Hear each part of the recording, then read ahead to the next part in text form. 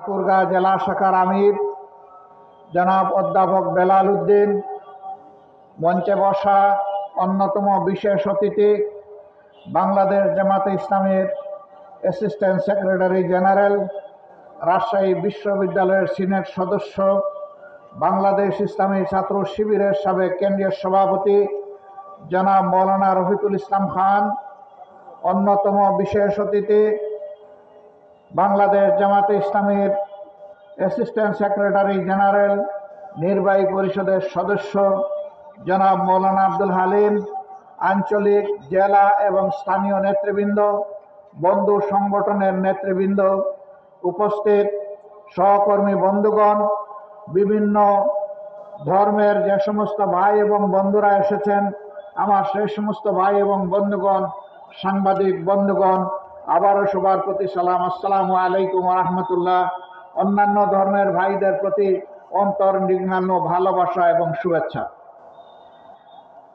বাংলাদেশ 18 কোটি মানুষের দেশ, হয় কিছু কম হবে, না হয় কিছু বেশি হবে। ছোট্ট একটি দেশ, পৃথিবীর মানচিত্রের অবস্থান খুঁজে পাইতে হলে খুব গভীরভাবে চোখ ফেলতে হয়। এত ছোট দেশে বিশ্বের কোথাও এত বিপুল জনসংখ্যা নেই। বিপুল জনসংখ্যার এই বাংলাদেশ, জনসংখ্যা কোনো অভিশাপ নয়, বরঞ্চ জনসংখ্যাটা জনশক্তিতে পরিণত করতে পারি নাই, এটা আমাদের ব্যর্থতা।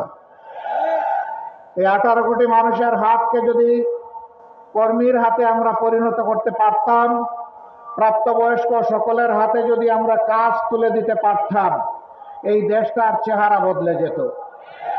এ দেশেরই মানুষ বিশ্বের বিভিন্ন জায়গায় গিয়ে সেই দেশের চেহারা বদলিয়ে দিচ্ছে, কিন্তু আফসোস নিজেদের দেশের চেহারাটা আমরা বদলাতে এখনো পারিনি।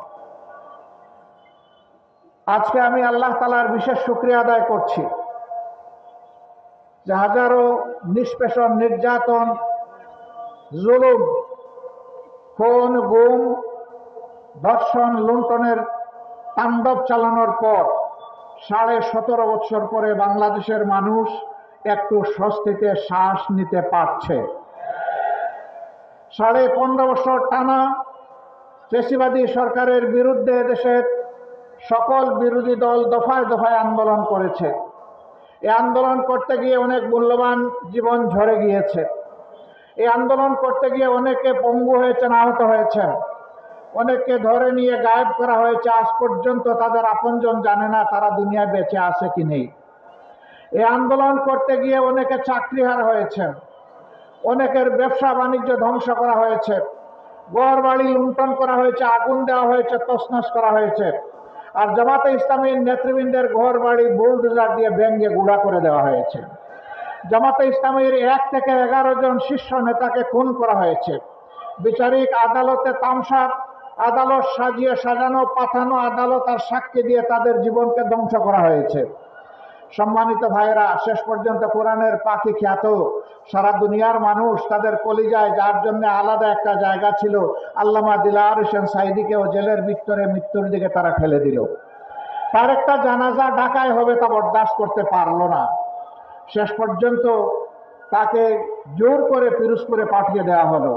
সেখানে সেনাবাহিনী, বিজিবি, পুলিশ, র্যাব, আনসার সব কিছু দিয়ে চতুর্দিক থেকে ঘেরাও করে মানুষের স্রোত ঠেকানোর চেষ্টা করা হলো।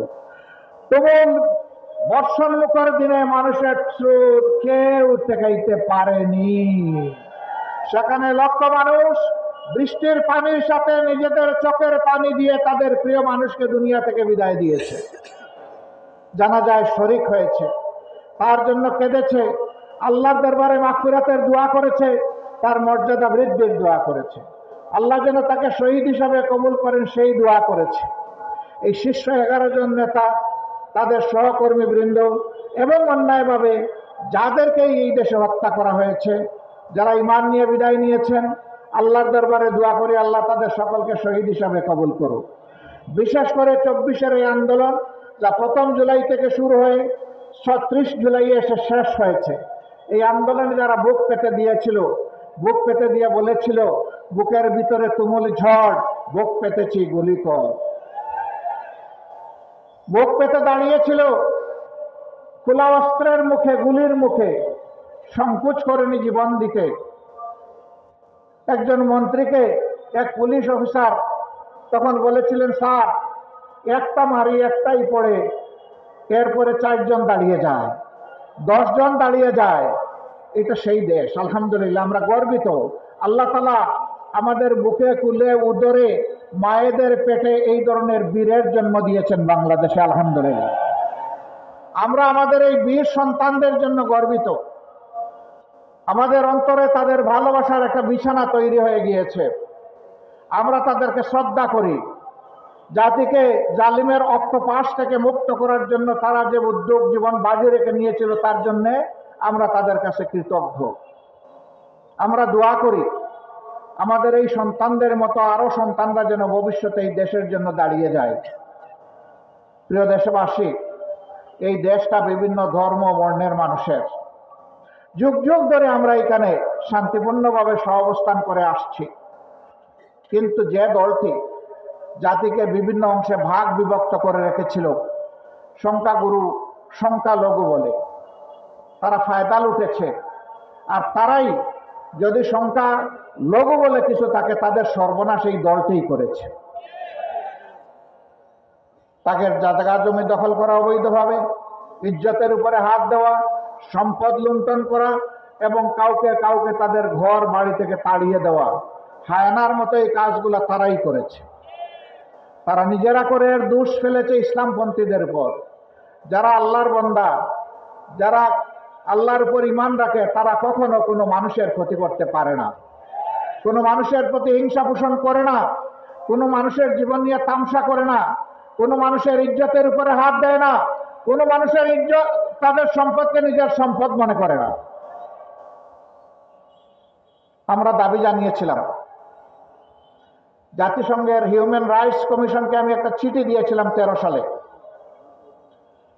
যে আমাদের বিরুদ্ধে যে অভিযোগগুলো দেওয়া হয় আমরা তার তদন্ত দাবি করছি।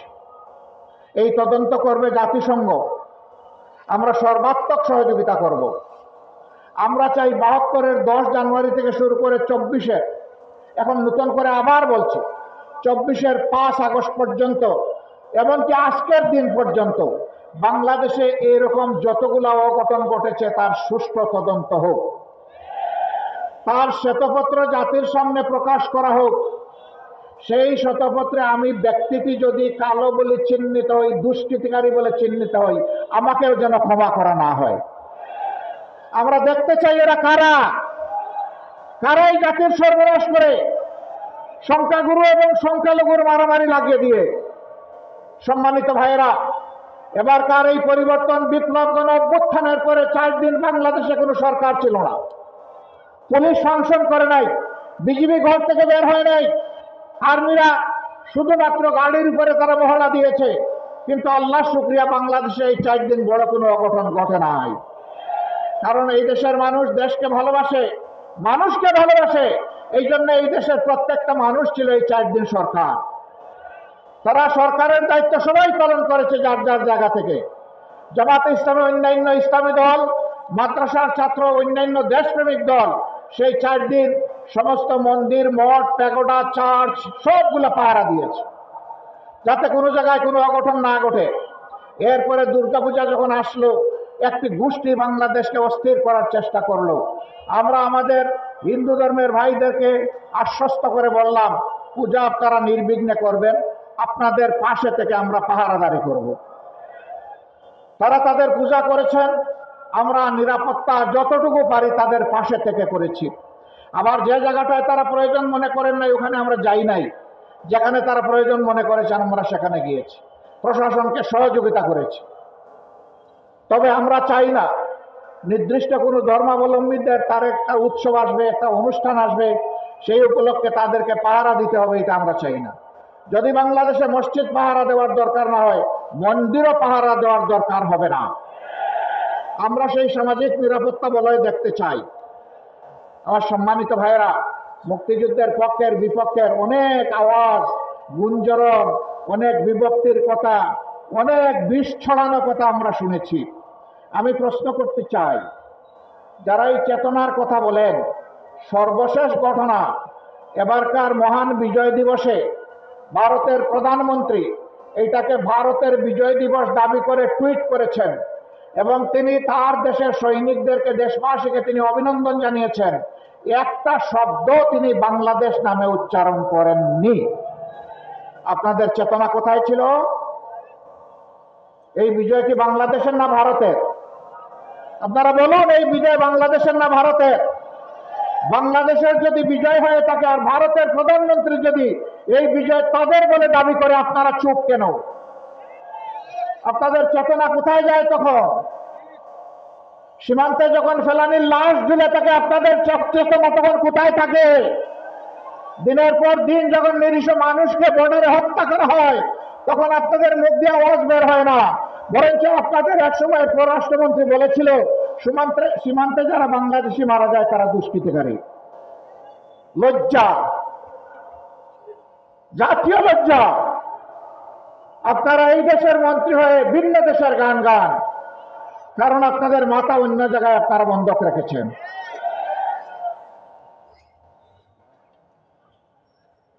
আমরা আমাদের প্রতিবেশী দেশের প্রতি সবসময় শ্রদ্ধাশীল থাকতে চাই এবং আমরা এও আশা করি তারাও আমাদের দেশের প্রতি শ্রদ্ধাশীল থাকবেন।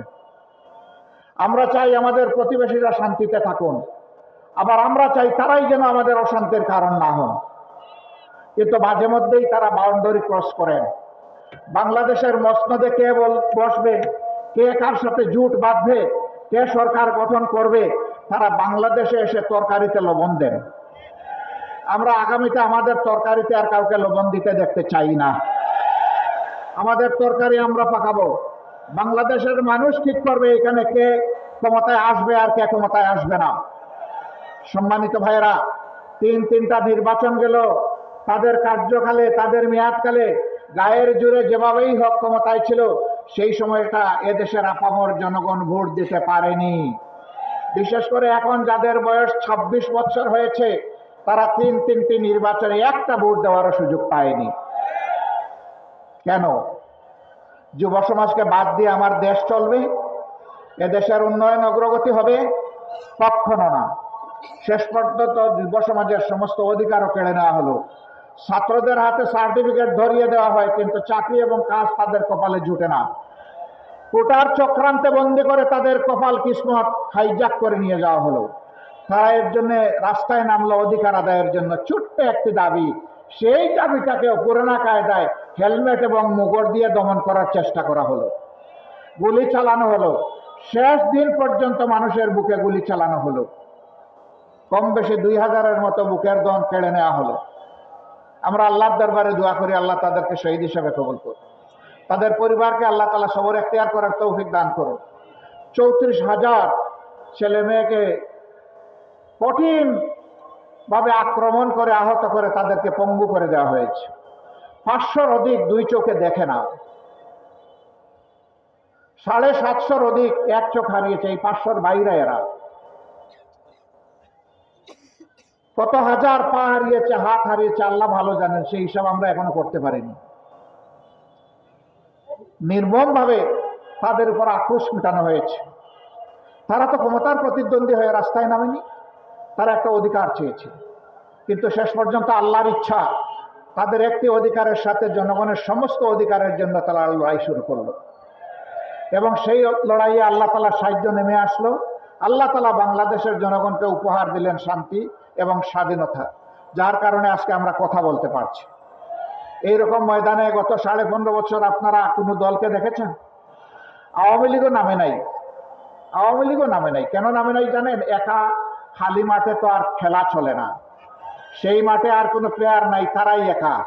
অবশ্য এটাও ঠিক, 14 নির্বাচনে 154টি আসন তারা দখল করেছিলেন বিনা প্রতিদ্বন্দ্বিতায়। 18 নির্বাচন করেছেন রাতের বেলা, মিডনাইট ইলেকশন। আর 24-এর ইলেকশন করেছেন আমি আর ডামি। একদিকে আওয়ামী লীগের ক্যান্ডিডেট, আরেকদিকে আওয়ামী লীগের নিউট্রাল ক্যান্ডিডেট, স্বতন্ত্র ক্যান্ডিডেট। কি হাস্যস্কর ব্যাপার! এই সরকার ছিল ডামি সরকার। আলহামদুলিল্লাহ, ডামি সরকার হওয়ার কারণেই সামান্য একটু ফুতেই উড়ে গেছে সরকার। এখন তারা আবার হুমকি দমকি দিচ্ছেন, আবার তারা ফিরে আসবেন, দেশ দখল করবেন, আবার আগের মতো তারা তাণ্ডব চালাবেন। বলেন যে খাইয়া নাও, যে কয়দিন বাঁচার বেছে নাও, আবার আসতেছি, আবার দেখা হবে। মানে আত্মস্বীকৃত খুনি, খুনের হুঙ্কার দিয়েই চলেছে। আমরা তাদেরকে বিনয়ের সাথে বলতে চাই, এই অধ্যায় ক্লোজ। আমার ভাই রফিকুল ইসলাম খান বলেছেন, স্বৈরশাসকরা পালিয়ে গেলে আর ফিরে আসে না। চৌশেস্কু আসে নাই, রেজা শাহ পাহলভি আসে নাই, বেন আলী আসে নাই, আর উনি কয়েকজনের নাম নিয়েছেন, কেউই আসে নাই। না, কেউ আসতে পারবে না। শ্রীলঙ্কার স্বৈর শাসন পালিয়ে গেছে, আসে নাই, আসবে না। আপনারা মানসিক সান্ত্বনার জন্য যাই বলতে থাকুন বলুন, বাংলাদেশের মানুষকে বোকা ভাববেন না। অনেক যন্ত্রণা আমাদের উপর করা হয়েছে, চাপিয়ে দেওয়া হয়েছে, জুলুম করা হয়েছে। দেশের স্বার্থে আমরা সবগুলো বুকে চেপে এখন দেশটাকে সামনের দিকে সবাই মিলে আমরা এগিয়ে নিতে চাই। আমরা চাই না এই দেশ ভাগ বিভক্ত হোক। আমরা চাই 18 কোটি মানুষের 36 কোটি হাত একত্রিত হোক। সবাই এক হয়ে হিংসা বিদ্বেষ পরিহার করে আমরা সামনে আগাই। তবে এটা ঠিক, যারা খুন করেছেন, গুম করেছেন, যারা লুণ্ঠন করেছেন, চুরি করেছেন, দেশের 26 লক্ষ কোটি টাকা বিদেশে পাচার করেছেন, তাদের বিচার হতে হবে, আর ওই টাকাগুলা দেশে ফেরত আনতে হবে। এগুলা জনগণের টাকা, ফেরত এনে জনগণের কাজে লাগাতে হবে। ঠাকুরগাঁও জেলা, আমি এখানে এসে খবর নিলাম, এটা বাংলাদেশের একটা গুরুত্বপূর্ণ জেলা। এই জেলা বাংলাদেশের উন্নয়নে নিশ্চয়ই অবদান রেখে চলেছে। এই জেলায় উচ্চশিক্ষার কোনো বিদ্যাপীঠ নেই, এখানে কোনো মেডিকেল কলেজ নাই, এখানে কোনো প্রকৌশল কলেজ বা বিশ্ববিদ্যালয় নেই, এখানে কোনো এগ্রিকালচার ইউনিভার্সিটি নাই, এখানে কোনো পাবলিক ইউনিভার্সিটি নাই। কি ঠাকুরগাঁও জেলা বাংলাদেশের অংশ না? যদি অংশ হয় থাকে, তাইলে বৈষম্য কেন? এই জেলায় অবশ্যই এই প্রতিষ্ঠানগুলা এই জেলা পাওয়ার হকদার দাবি রাখে। আমরা অন্তর্বর্তীকালীন সরকারকে বলবো, সব যদি নাও পারেন, আগামী 1 থেকে যদি বড় কোনো প্রকল্প আপনারা হাতে নিয়ে থাকেন, ঠাকুরগাঁও যেন এটা থেকে বাদ না পড়ে। কমপক্ষে একটা মেডিকেল কলেজ দিয়ে যাত্রা শুরু করেন। আপনারা সিদ্ধান্ত নেন, কার্যক্রম শুরু করেন। পরবর্তী নির্বাচিত সরকার এসে সেটা পূরণ করবে। বাকি যে সমস্ত ন্যায্য দাবি আছে সেইগুলা পর্যায়ক্রমে দেখতে হবে। আমরা এমন চাই না বাংলাদেশের সম্পদের উন্নয়ন যে কোনো এক জেলায় চলে যাক আর বাকি জেলা বঞ্চিত থাকে, এটা আমরা চাই না। আমরা চাই সমতার ভিত্তিতে বাংলাদেশের সকল জেলা যেন তার অধিকার ফিরে পায়। তার জন্য একটা জিনিসের নিশ্চয়তা বিধান করতে হবে, সেটা হচ্ছে আদালতে ন্যায় বিচার।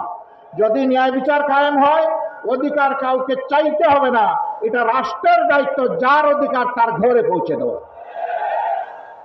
আল্লাহ যদি আমাদেরকে এমন কোনো সুযোগ দেন, আমি তো দাবি পেশ করলাম, ইনশাল্লাহ আমাদের কাছে আর কোনো দাবি পেশ করা লাগবে না। আমরা ওয়াদাবদ্ধ, আমরা আমাদের সামর্থ্যের ভিতরে সর্বোচ্চ যেটা করা সম্ভব সেটা করবো ইনশাআল্লাহ। অন্য কেউ যদি সরকার গঠন করে, যদি আপনাদের সেই দাবি অপূরণ থেকে যায়, আপনারা যখন দাবি করবেন, আওয়াজ তুলবেন, আপনাদের হাতের সাথে হাত মিলিয়ে আমরাও আওয়াজ তুলবো ইনশাআল্লাহ। ওই দাবি আদায়ের জন্য আমরা একাকার হয়ে যাব, তারপরে আমরা দাবি আদায় করে ছাড়বো ইনশাআল্লাহ। সম্মানিত ভাইয়েরা, এটা শুধু ঠাকুরগাঁওর জন্য নয়, সারা বাংলাদেশের জন্য একই নীতি হওয়া উচিত। প্রধানমন্ত্রীর বাড়ি যেখানে হবে, সেখানে উন্নয়নের সমস্ত জোয়ার গিয়ে পানি ওখানে ধাক্কা লাগবে, এটা আমরা চাই না। যিনি প্রধানমন্ত্রী হবেন, দেশের প্রত্যেক ইঞ্চি মাটিকে তার সম্মান করতে হবে, প্রত্যেকটি মানুষকে তার সম্মান করা লাগবে, তবেই তিনি দেশের প্রধানমন্ত্রী হিসেবে বিবেচিত হবেন। মন্ত্রী পরিষদের সদস্যরা কোনো এলাকার প্রতিনিধিত্ব করবেন না, সেই মন্ত্রণালয় সারা বাংলাদেশে তার যত কাজ আছে সব জায়গার প্রতিনিধিত্ব করবে। এইভাবে যদি ইনসাফের ভিত্তিতে দেশ চলে, ইনশাল্লাহ এই দেশ আগামীতে বিশ্বে উন্নয়নের একটা রোল মডেল হবে। আমি ওই হাসিনার রোল মডেলের কথা বলছি না, যেই রোল মডেলে 26 লক্ষ টাকা দেশের বাইরে চুরি করে চলে গেছে, ওইটা না। আমি সত্যিকারের রোল মডেলের কথা বলছি। সেই বাংলাদেশ আমরা করতে চাই। আপনারাও সেই বাংলাদেশ চান? আলহামদুলিল্লাহ, এই বাংলাদেশে শিশু, বৃদ্ধ, আবাল বনিতা, নারী পুরুষ নির্বিশেষে সকলে ঘরে বাইরে কর্মক্ষেত্রে সর্বত্র তারা একটা মর্যাদা পাবে এবং নিরাপত্তা তাদের নিশ্চিত হবে ইনশাআল্লাহ। এই বাংলাদেশ গঠনের জন্য আমাদেরকে আরো অনেক ত্যাগ স্বীকার করতে হবে। আপনারাও কি সেই ত্যাগ স্বীকার করতে প্রস্তুত? শিওর? বুঝে শুনে হাত তুলেছেন, আওয়াজ দিচ্ছেন, মোবারকবাদ। সংগ্রাম আমাদের শেষ হয়নি। আমাদের সন্তানরা এখনো স্লোগান দিচ্ছে, আবু সাইদ মুগ্ধ, শেষ হয়নি যুদ্ধ। আমাদের যুদ্ধ মানবতার মুক্তি অর্জিত না হওয়া পর্যন্ত চলবে ইনশাআল্লাহ। আমরা একটা বৈষম্যহীন দেশ চাই, চাঁদাবাজ মুক্ত দেশ চাই, অবৈধ দখলদার মুক্ত দেশ চাই, দুর্নীতি মুক্ত দেশ চাই, ঘুষ মুক্ত দেশ চাই, এবং একটা সাম্যের বাংলাদেশ আমরা চাই, একটা মানবিক বাংলাদেশ চাই।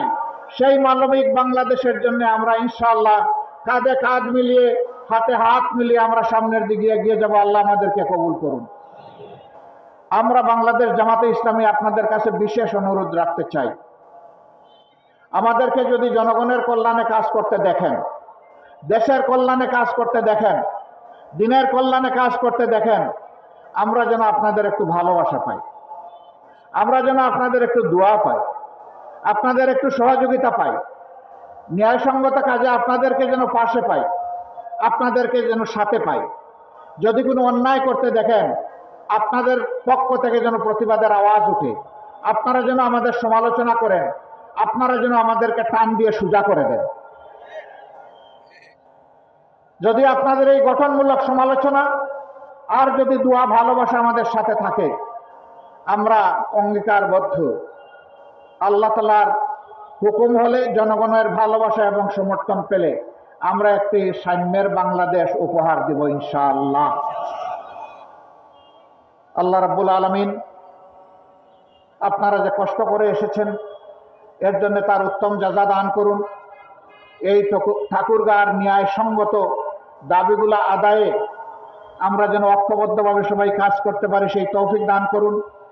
দেশের উন্নয়নে আমরা যেন যার যার জায়গা থেকে সর্বাত্মক অবদান রাখতে পারি, সেই তৌফিক আল্লাহ তাআলা আমাদেরকে দান করুন। আল্লাহ হাফিজ। বাংলাদেশ জিন্দাবাদ। বাংলাদেশ জামাতে ইসলামী জিন্দাবাদ। আসসালামু আলাইকুম ওয়া রাহমাতুল্লাহি ওয়া বারাকাতুহু।